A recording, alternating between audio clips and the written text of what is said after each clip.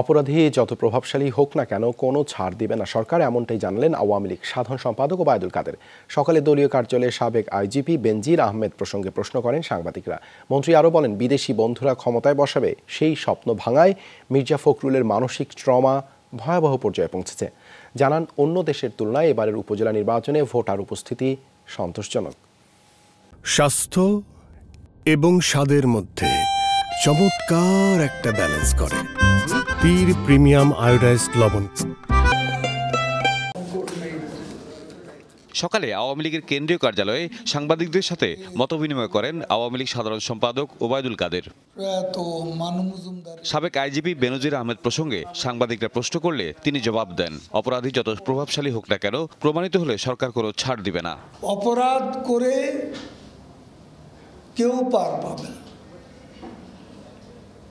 বিচার বিভাগ স্বাধীন, দুদক স্বাধীন। সেখানে যদি অপরাধী হিসাবে সাব্যস্ত হয় কেউ, আমরা তাকে প্রোটেকশন দিতে যাব না। তিনি সাবেক আইজিপি হন আর সাবেক সেনাপ্রধান।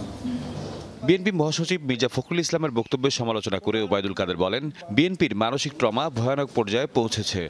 মির্জা ফখরুল তো প্রতিদিনই অনেক কথা বলেন।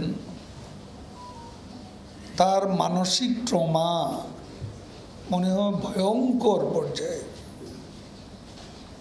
উপনীত হয়েছে। তিনি এবং বিএনপির নেতারা অন্ধকারে ঢিল ছোড়েন। ব্যর্থতা থেকেই বিএনপি সরকারের বিরুদ্ধে বেসামাল আর অবান্তর বক্তব্য দিচ্ছে, করেন এই মন্তব্য।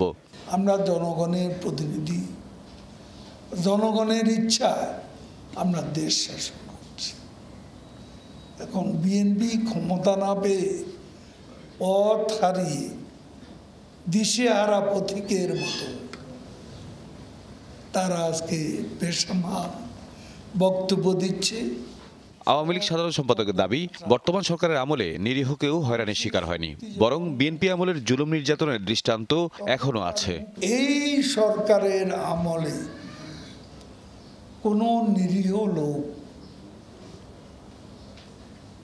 কোনো প্রকার হয়রানি, জেল জুলুমের মুখোমুখি হয়। তাহিদ মিথুন, যমুনা নিউজ, ঢাকা।